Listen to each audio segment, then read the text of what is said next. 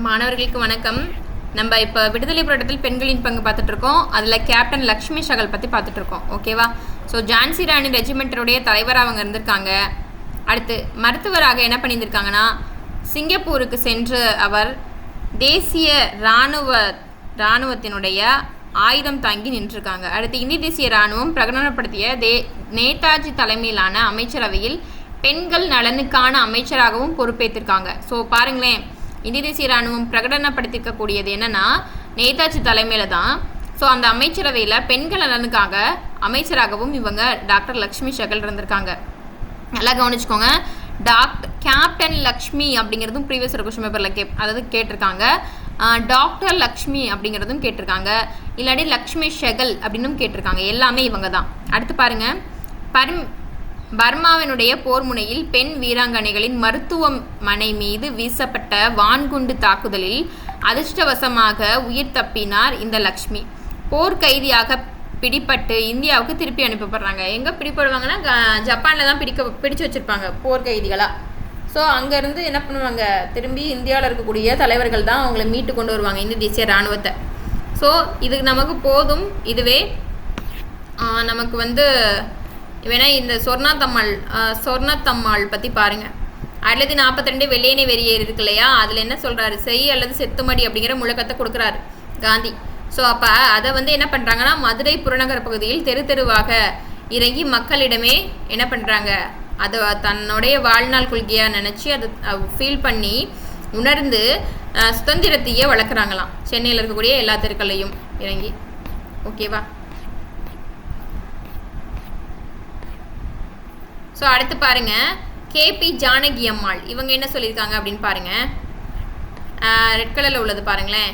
நாங்கள் அடிமைப்பட்டு கிடப்பதால் தானே எங்களை போரில் ஈடுபடுத்துகிறீர்கள் அப்படின்னு சொல்லியிருக்கிறாங்க. ஆக்சுவலாக நம்ம 1937 அப்புறம் 39 2ஆம் உலக போர் வந்திருக்கும் இல்லையா. ஸோ இப்போ 39 இந்தியாவும் பிரிட்டிஷ்க்கு ஃபேவராக என்ன பண்ணி கொடுக்கணும், சண்டை போட்டு தரணும்னு சொல்லி கேட்பாங்க, போர் பண்ணி தரணும். அதுக்கு இந்திய அரசு ஃபஸ்ட்டு ஒத்துழைக்காது, அப்புறமாட்டி நமக்கு ஏதாவது பிரச்சனை வந்துடும் சொல்லிட்டு இந்திய தலைவர்கள் கலந்துக்கிருப்பாங்க. அதில் நாங்கள் அடிமைப்பட்டு கிடக்கிறதுனால தானே எங்களை போரில் ஈடுபடுத்துறீங்க அப்படின்னு சொல்லிட்டு 2ஆம் உலக போரை பற்றி இவங்க சொல்லியிருக்காங்களாம். யார்? கேபி ஜானகி அம்மாள். சரிங்களா? ஸோ அதுக்கடுத்து தேசிய பாதுகாப்பு சட்டத்தின் கீழ் கைது செய்யப்பட்டிருக்காங்க. இச்சட்டத்தின் கீழ் கைது செய்யப்பட்ட முதல் தென்னிந்திய பெண்மணி இவங்க தான். ஸோ தேசிய பாதுகாப்பு சட்டத்தின் கீழே கைது செய்யப்பட்ட முதல் தென்னிந்தியாவின் பெண்மணி இவங்க தான். மதுரையில் உள்ள சுதந்திர வேட்கையை தூண்டிய பெண்களில் குறிப்பிடத்தக்கவர்கள் யார் யாருன்னு பாருங்கள். சித்து பாக்கியலட்சுமி, சீதா லட்சுமி அம்மாள், தாயம்மாள், சீலக்காரம்மாள், விசாலாட்சி, திருக்கொண்டாலாட்சி அம்மாள், முத்தம்மாள், பத்மாசனி அம்மாள், மதுரை மேலூரை சேர்ந்த தமயந்தி அம்மாள். ஸோ இவங்கெல்லாம். அடுத்து லீலாவதி அம்மையார்னா இவங்க யார்? விடுதலை போராட்ட வீரரும் சமூக போராளியான லீலாவதி அம்மையார் சுதேசி இயக்கம் என்ற கொள்கையை கொண்டு ஆங்கிலேயருக்கு எதிரான எதிர்ப்பு தெரிவித்து கதராடை அணிவதற்காக 3 முறை ஜெயிலுக்கு போயிருக்காங்களாம். ஸோ சுதேசி இயக்கத்துக்காக சென்னை எழும்பூர் சிறையில் அடைக்கப்பட்டிருக்காங்க. ஸோ இந்த மாதிரி நிறையா இருக்குது. ஸோ இந்த அசலாம்பிகை அம்மாலாம் உங்களுக்கு தமிழ் நூல்களில் வந்திருப்பாங்க. பாடல்கள் நிறையா பாடியிருப்பாங்க. தன்னுடைய பாடல்கள் மூலம் மக்களிடம் விடுதலை எழுச்சியை ஊட்டியதோடு பெண்கள் கல்விக்கு முக்கியத்துவம் கொடுத்தவங்க இந்த அசலாம்பிகை அம்மாள். நல்லா கவனிச்சுக்கோங்க. அஞ்சலை அம்மாள், அம்புச்சத்தம்மாள், அசலாம்பிகை அம்மாள்னு சொல்லிட்டு நம்ம தமிழ் ஸ்கூல் புக்கில் இவங்களை பற்றி 3 பேர் பற்றியுமே கொடுத்துருப்பாங்க. ஓகேவா? ஓகே, நமக்கு இது போதுமானது பெண்களை பற்றின டேட்டாஸில். இதுக்கப்புறம் வரக்கூடிய கிளாஸஸ் நம்ம என்ன பண்ணலாம் அப்படின்னு பார்த்தீங்கன்னா, இப்போ இந்த கிளாஸ்லேயே நான் உங்களுக்கு என்ன பண்ணுறேன்னா ப்ரீவியஸ் இயர் கொஸ்டின் பேப்பரை உங்களுக்கு எக்ஸ்பிளைன் பண்ணிடுறேன். ஓகேவா?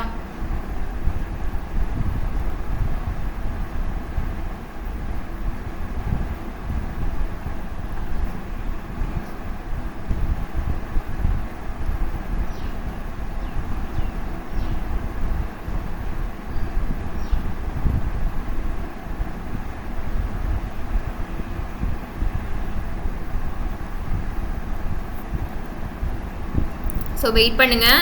நம்ம ப்ரீவியஸ் இயர் கொஸ்டின் பேப்பரையும் இந்த கொஸ்டின் செஷனில் டிஸ்கஸ் பண்ணிடலாம்.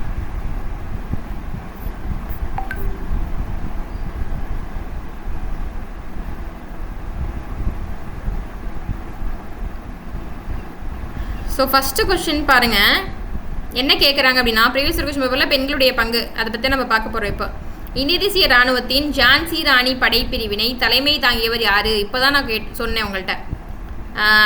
ஆப்ஷன் சொல்கிறேன். அருணா ஆசப்பள்ளியா, உஷா மேத்தாவா, டாக்டர் லக்ஷ்மியா, கல்பனா தத்தான்னு கேட்குறாங்க. நமக்கு இதில் தெரிஞ்சது என்ன? டாக்டர் லக்ஷ்மி. நான் இப்போ தான் சொன்னேன், லக்ஷ்மி ஷகல்னு கேட்பாங்க, டாக்டர் லக்ஷ்மின்னு கேட்பாங்க, கேப்டன் லக்ஷ்மின்னு கேட்பாங்க. ஸோ டாக்டர் லக்ஷ்மின்னு கேட்டிருக்காங்க. ஓகேவா? ஸோ இவங்க சென்னையில் மருத்துவக் கல்லூரி படித்தவங்க. 1940 சிங்கப்பூரில் இந்திய தொழிலாளர் மற்றும் ஏழைகளுக்கு மருத்துவ சேவை செஞ்சாங்க.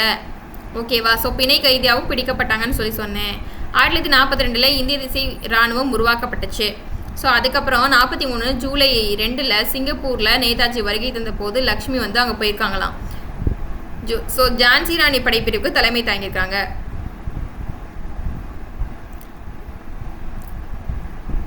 ஸோ அது மட்டும் இல்லாமல் என்ன பண்ணுறாங்க அப்படின்னு பார்த்தீங்கன்னா, ஆசாத் ஹிந்த் அப்படிங்கிற அரசாங்கம் எனப்படும் நேதாஜி உருவாக்கிய தற்காலிக அரசாங்கத்தினுடைய மகளிர் அமைப்பினுடைய அமைச்சராகவும் இருந்திருக்காங்க. இந்த ஆசாத் ஹிந்த் அப்படிங்கிறது என்னன்னா, நேதாஜி ஒரு டெம்பரவரியாக உருவாக்கின ஒரு அரசாங்கம். சரிங்களா? அதோடைய மகளிர் அமைப்பினுடைய அமைச்சராகவும் இருந்திருக்காங்க. அது மட்டும் இல்லாமல் 1971 இந்திய கம்யூனிஸ்ட் கட்சியினுடைய, அதாவது கம்யூனிஸ்ட்னா மார்க்சிசிய கட்சியினுடைய கட்சியில் சேர்ந்துருக்காங்க 1971. சரிங்களா? லேட்டரா. ஓகே, அடுத்த கொஸ்டின் பார்க்கலாம். தேவதாசி முறையை பற்றி சரியான கூற்றினை தேர்ந்தெடுக்கன்னு சொல்கிறாங்க. கிட்டத்தட்ட ஒரு 3 ஆப்ஷன்ஸ் கொடுத்துருக்காங்க. நம்ம அதை பார்ப்போம். இந்த நடைமுறையை ஒழிக்க டாக்டர் முத்துலட்சுமி அம்மையார் தன்னை அர்ப்பணித்து கொண்டான்னு சொல்கிறாங்க. கரெக்டு தான். ஏன்னா தேவதாசி முறையை ஒழிச்சதே இவங்களுடைய முன்னெடுப்புனால தான். இவங்க கூட சேர்ந்து நின்றவங்க, துணை நின்றவங்க மூவலூர் ராமமருதம் அம்மையார். அடுத்து செகண்ட் கூற்று சொல்கிறாங்க பாருங்கள். அவர் இந்தியாவின் முதல் பெண் மருத்துவர் ஆவார். அவர்னா யார்? முத்துலட்சுமி அம்மையார் தான் ஃபஸ்ட்டு கொடுத்துருக்காங்க. தேவதாசி முறை ஹெட்டிங்காக கொடுத்துட்டாங்க. பட் அவங்களுக்கு கண்டினியூ பண்ணி ஒரு செகண்ட் கொஸ்டின் கேட்குறாங்க பாருங்கள். ஸோ அவர் இந்தியாவின் முதல் பெண் மருத்துவராக இருந்திருக்காங்கன்னா ஆமாம், கரெக்டு தான். அடுத்து ஸோ அவர் 1945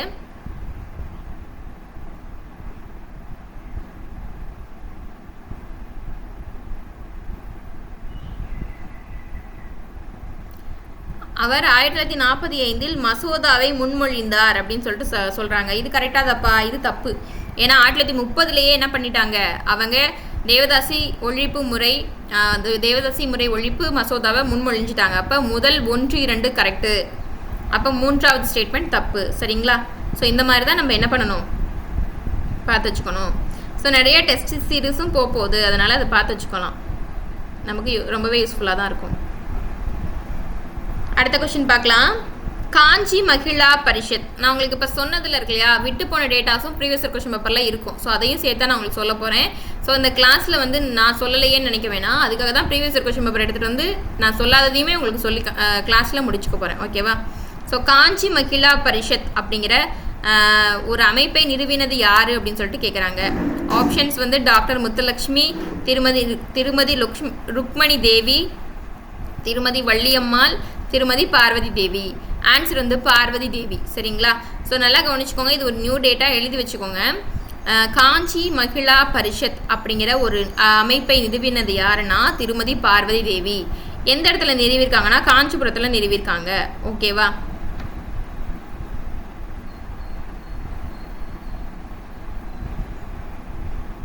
ஸோ காஞ்சி மகிழா பரிஷத் அப்படிங்கிறது தமிழ்நாட்டில் காஞ்சிபுரத்தில் இருக்கக்கூடிய ஒரு இந்து பெண்கள் பள்ளியினுடைய தலைமை ஆசிரியராக இருந்த பார்வதி தேவியால் உருவாக்கப்பட்ட ஒரு அமைப்பு. ஓகேவா? ஸோ இதில் என்ன பண்ணியிருக்காங்க அப்படின்னா, தேசிய பிரச்சனைகள் குறித்து பொதுமக்களின் கருத்தை பாதிக்கும் அறிவை பெற்று, இப்போ எக்ஸாம்பிள் தேசிய பிரச்சனைகள் இருக்கு இல்லையா, அந்த பிரச்சனைகள் என்ன, அதனால பொதுமக்கள் அந்த அறிவை பெறுறதுக்கு எது வந்து பாதிப்பு அளிக்குது, அது அப்படிப்பட்ட அறிவை எடுத்துக்கிட்டு காஞ்சியில் உள்ள பெண்களுக்காக அதிகாரம் அளிப்பது தான் இந்த அமைப்பினுடைய நோக்கம். இது ஒரு குறிப்பிட்ட இந்த காஞ்சிபுரம் அப்படிங்கிற இடத்துல மட்டுமே உருவாக்கப்பட்ட ஒரு அமைப்பு தான். சரிங்களா? ஸோ அடுத்து, தேசத்தை பாதிக்கும் பல்வேறு பிரச்சனைகள் குறித்து பெண்கள் தங்கள் கருத்துக்களை வெளிப்படுத்தணும். அது மட்டும் இல்லாமல் பொது விவாதத்தில் செல்வாக்கு செலுத்தணும், ஒரு தளத்தை வந்து உருவாக்கணும் அப்படின்னு சொல்லிட்டு இதான் வந்து காஞ்சி பரிஷத்தினுடைய நோக்கமாக இருந்திருக்கு. ஓகேவா? மகிழா பரிஷத்தினுடைய நோக்கமாக இருந்திருக்கு, காஞ்சிபுரத்தில் உருவாக்கப்பட்டது. ஓகே, அடுத்த கொஸ்டின் பார்க்கலாம். முத்துலட்சுமி அம்மையார் பற்றி சரியான பதிலை தேர்ந்தெடுக்க. நிறையா முத்துலட்சுமி அம்மையார் பற்றி தான் கேட்பாங்க. முத்துலட்சுமி ரெட்டி தான் அவங்க பேர், பட் கேஸ்டெல்லாம் இப்போ கேட்குறது இல்லையா, அதனால் அம்மையார் நம்ம சேர்த்துக்கணும். அடுத்து, ஸோ முத்துலட்சுமி அம்மையார் பற்றி சரியான பதிலை தேர்ந்தெடுக்கணும். ஆப்ஷன்ஸ் பாருங்கள். அவர் ஒரு மருத்துவரா, அவர் ஒரு பொறியாளரா? சி ஆப்ஷன் ஆசிரியர் வழக்கறிஞர். அவர் ஒரு மருத்துவர். கரெக்டாக? ஸோ அதெல்லாம் நமக்கு தெரிஞ்சிருக்கணும். ஸோ திரும்பி இவங்களை பற்றி ஒன்ஸ் பார்த்துருவோம். எப்போ பிறந்திருக்காங்க? 1886 ஜூலை 30 புதுக்கோட்டையிலே பிறந்திருக்காங்க. இந்தியாவினுடைய முதல் பெண் மருத்துவர் இவங்க தான். ஓகேவா? கரெக்டாக? ஸோ அதுக்கடுத்து 1923 தன்னுடைய தங்கை வந்து அவங்களோட தங்கை புற்றுநோயால் இறந்துடுறாங்க. அதனால 1949 புற்றுநோய் நிவாரண மருத்துவமனையை தொடங்குறாங்க. அது வந்து எங்கே தொடங்கப்படுது? சென்னை அடையாறில் தொடங்கப்படுது. அடுத்து 1929 தமிழக சட்டமன்ற மேலவை உறுப்பினராக ஆகுறாங்க. ஸோ எப்போ அதுக்கான தீர்மானம், எந்த தீர்மானத்தின்படி? 1921 கவுன்சில் தீர்மானத்தின்படி. நீதி கட்சி பெண்களை எப்போ உள்ளே நுழைக்கலாம், நீங்கள் உள்ளே வரலான்னு சொல்லுது 1926 சொல்லுது. அடுத்து தேவதாசி முறைக்கு ஒழிக்கிறதுக்காக இவங்க எப்போ மசோதா தாக்கல் செய்கிறாங்க? மேலவை உறுப்பினர் ஆனதுக்கப்புறம் 1930. அடுத்து 1930 பூனேவில் நடந்த அனைத்து இந்திய பெண்கள் மாநாட்டுக்கு தலைமை தாங்குறாங்க. ஸோ அது மட்டும் இல்லாமல் 1933 47 வரைக்கும் பெண்கள் சங்கத்தினுடைய தலைவியாக இருக்கிறாங்க. ஸோ இதெல்லாமே நம்ம பார்த்தது தான். இந்த மாதிரி தான் கொஷின் கேட்பாங்க. மகாராஜா கல்லூரியினுடைய முதல் மற்றும் ஒரே பெண் மாணவி இவங்க தான். நிறையா கொஷின்ஸ் நம்ம பார்த்தோம். ஸோ அப்போ அவங்கள பற்றி நல்லா பார்த்து வச்சுக்கோங்க.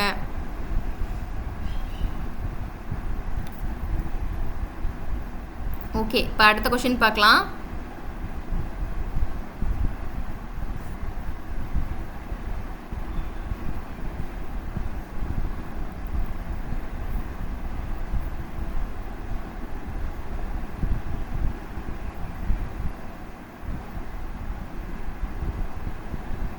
ஓகே, அடுத்த கொஸ்டின் பாருங்கள். இந்தியாவின் முதல் பெண் சட்டமன்ற உறுப்பினர் என்ற முறையில் டாக்டர் முத்துலட்சுமி அம்மையார் தேர்ந்தெடுக்கப்பட்டதற்கான காரணம் என்னன்னு கேட்குறாங்க. சரிங்களா? ஸோ பாருங்கள். ஃபஸ்ட்டு மின்டோ மார்லி சீர்திருத்தமா? Option A. அடுத்து மான்டேகு செம்ஸ்போர்ட் சீர்திருத்தமா? Option B. மூணாவது கவுன்சில் தீர்மானம் 1921 இல்லை அதுக்கடுத்து பாருங்கள் இந்தியன் கவர்மெண்ட் ஆக்ட் 1935 கேட்குறாங்க. இப்போ இந்த ஃபஸ்ட்டு மின்டோ மார்லி சீர்திருத்தம்னா என்னது? முஸ்லீம்களுக்கு மற்றும் தனித்தொகுதி. மான்டேகு செம்ஸ்போர்ட் சீர்திருத்தம்னா என்னது? முஸ்லீம்கள் அல்லாத மற்ற சிறுபான்மையினருக்கு தனித்தொகுதி 1. ரெண்டாவது என்ன சொல்கிறாங்க? இரட்டை ஆட்சி அமைச்சிக்கலாம், மத்தியில் 1 மாகாணத்தில் 1. அப்போது இது வந்து இப்போ எக்ஸாம்பிள் நீதி கட்சி ஆட்சி அமைத்ததுக்கான காரணம் கேட்டால் மான்டேகு செம்ஸ்போர்ட் சீர்திருத்தம்னு நீங்கள் சொல்லலாம். பட் ஆனால் முதல் பெண் சட்டமன்ற உறுப்பினராக முத்துலட்சுமி அம்மையார் எதன் காரணமாக தேர்ந்தெடுக்கப்பட்டாங்கன்னா கவுன்சில் தீர்மானம் 1921 தான். நீங்கள் என்ன பண்ணிக்கலாம்? சட்டமன்றம் இரட்டை ஆட்சி வச்சுக்கிறீங்கல்ல, பெண்களையும் நீங்கள் என்ன பண்ணிக்கலாம்? ஈடுபடுத்திக்கலாம்னு சொல்கிறாங்க. அதுதான். ஸோ ஆன்சர் வந்து கவுன்சில் தீர்மானம் 1921. ஆல்ரெடி நான் உங்களுக்கு சொல்லியிருக்கேன். அடுத்து கேப்டன் லக்ஷ்மி செகல் எங்கு பிறந்தவர்னு கேட்குறாங்க. நான் சொன்னேன் சென்னையில். இதெல்லாம் கவனிச்சிங்களான்னு தெரில. ஸோ சென்னையா, கல்கத்தாவா, தஞ்சாவூரா, சிங்கப்பூரான்னு கேட்குறாங்க. சிங்கப்பூருக்கு போய் அவங்க அமைச்சர் பொறுப்பெல்லாம் ஏற்றுட்டு வேலை பார்த்துருப்பாங்க. சரிங்களா? பட் ஆனால் அவங்க பிறந்தது இங்கே சென்னையில் தான். ஓகேவா? ஸோ 1938 சென்னை மருத்துவக் கல்லூரியில் மருத்துவ படிப்பு பெற்றிருப்பாங்க. அடுத்த கொஸ்டின் பாருங்கள். இது நம்ம தன்னாட்சி இயக்கத்திலே பார்த்தது தான். அதிநவீன வசதிகளுடன் கூடிய ரயிலில் அடிமைகளாக இருப்பதை விட சுதந்திரத்துடன் கூடிய மாட்டு வண்டியே சிறந்ததுன்னு கூறியது யாருன்னு கேட்குறாங்க. மேம் நம்ம தமிழகத்தை தானே பற்றி பார்த்துட்டு இருக்கோம். ஐஎன்எம்ல வர அன்னி வராங்களான்னு கேட்கக்கூடாது. ஏன்னா சென்னை அடையாறில் தான் தன்னாட்சி இயக்கத்துக்கு பொறுப்பு வகிக்கிறவங்க யார்? அன்னி அப்போ கண்டிப்பாக வருவாங்க. அவங்களுடைய இதழ்கள்லாம் நம்ம நிறையா பார்த்துருக்கோம், பத்திரிகை, அப்புறம் வந்து புத்தகங்கள்லாம் நிறையா பார்த்தாச்சு நம்ம. சரிங்களா? ஓகே. ஸோ ஆப்ஷன் என்னென்னா அன்னி தான். எல்லாருக்குமே இது தெரியும். ஸோ அவங்கள பற்றின மற்ற டேட்டாஸும் நான் உங்களுக்கு சொல்லிட்டேன். கரெக்டாக? அடுத்து பாருங்கள். டேஷ் ஒரு யார், அதாவது ஒருத்தவர். சரிங்களா? அந்த யார் கீழ்கண்டவங்களை யார்? டேஷ் ஒரு மருத்துவராகவும் மற்றும் ஆங்கிலேய அரசாங்கத்திற்கு எதிரான இரகசிய நடவடிக்கைகளில் ஈடுபடுபவராகவும் மற்றும் கம்பியில்லா தந்தி மையத்தினை நடத்தியவரும் யார் அப்படின்னு சொல்லி கேட்டால் கிருஷ்ணபாய் நிம்கர். சரிங்களா? கிருஷ்ணபாய் நிம்கர் தான். இவங்களை பற்றி தெரிஞ்சு வச்சுக்கணும் நீங்கள். இது வந்து நான் உங்களுக்கு சொன்னதில்லை, ப்ரீவியஸ் இயர் கொஸ்டின் பேப்பர்லேருந்து கேட்டிருக்காங்க. இந்த கிருஷ்ணபாய் நிம்கர் என்ன பண்ணியிருக்காங்களாம், ஒரு மருத்துவராகவும் இருந்திருக்காங்களாம். ஆங்கில அரசாங்கத்திற்கு எதிரான ரகசிய நடவடிக்கைகளையும் ஈடுபட்டிருக்காங்களாம். தந்தி இல்லா, அதாவது கம்பி இல்லா தந்தி மையத்தையும் நடத்தி வந்திருக்காங்களாம். ஸோ அது தெரிஞ்சு வச்சுக்கணும் நீங்கள். ஓகேவா? அடுத்த கொஸ்டின் பார்க்கலாம். 1934ஆம் ஆண்டு மெட்ராஸ் தொகுதியில் நடைபெற்ற 9வது பெண்கள் மாநாட்டிற்கு தலைமை தாங்கிய பெண்மணி யாருன்னு கேட்டால் முத்துலட்சுமி அம்மையார் தான். ஸோ இது வந்து ப்ரீவியஸ் இயர் கொஸ்டின் பேப்பரில் கேட்டிருக்குது. ஸோ இதெல்லாம் பார்த்து வச்சுக்கோங்க மேம். இப்போ நம்ம படித்ததுலேருந்து இது கேட்கவே இல்லையேன்னு கேட்டால், ஸோ நம்ம எப்படி நீங்கள் எக்ஸாம்ஸ்க்கு ரெடி ஆகணும் அப்படின்னா, நம்ம படித்து வச்ச data plus previous year question paper data, அதை தாண்டி எதுவும் கேட்க மாட்டாங்க, கவலைப்படாதீங்க. சரிங்களா? ஸோ 1934ஆம் ஆண்டு மெட்ராஸ் தொகுதியில் நடைபெற்ற 9வது பெண்கள் மாநாட்டிற்கு தலைமை தாங்கினது யாருன்னா முத்துலட்சுமி அம்மையார். இது ஒரு நியூ டேட்டா, நோட் பண்ணி வச்சுக்கோங்க.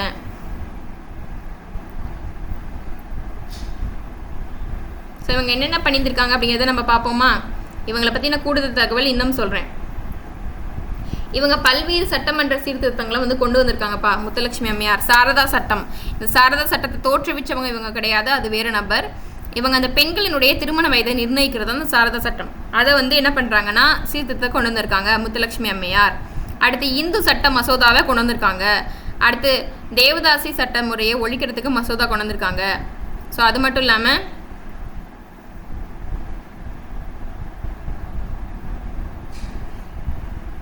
உலகளாவிய வயது வந்து ஒரு உரிமைக்காக என்ன பண்ணியிருக்காங்க, சீர்திருத்தத்தை கொண்டு வந்திருக்காங்க. தொழிற்சாலை மற்றும் சுரங்க சட்டத்துக்காக சீர்திருத்தத்தை கொண்டு வந்திருக்காங்க. அடுத்து மகப்பேறு சலுகைகளுக்கான சட்டத்தை கொண்டு வந்திருக்காங்க. இந்த மாதிரி நிறையா விஷயங்கள் பண்ணியிருக்காங்க. ஓகேவா? ஸோ அதுக்கடுத்து பெண்களின் கல்விக்காக 1929ஆம் ஆண்டு நிறுவப்பட்ட அகில இந்திய மகளிர் கல்வி நிதி சங்கம் அப்படிங்கிறது இவங்க என்ன பண்ணியிருக்காங்க, உருவாக்கியிருக்கிறாங்க. சரிங்களா? ஸோ இவங்க என்ன பண்ணியிருக்காங்க அப்படின்னு பார்த்தீங்கன்னா,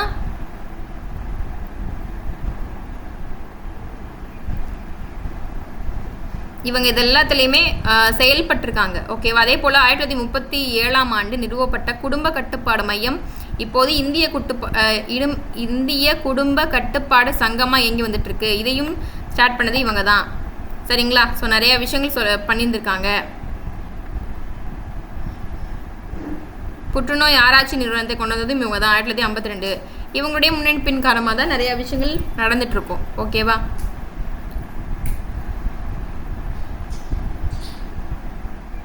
ஓகே, அடுத்த கொஸ்டின் பார்க்கலாம்.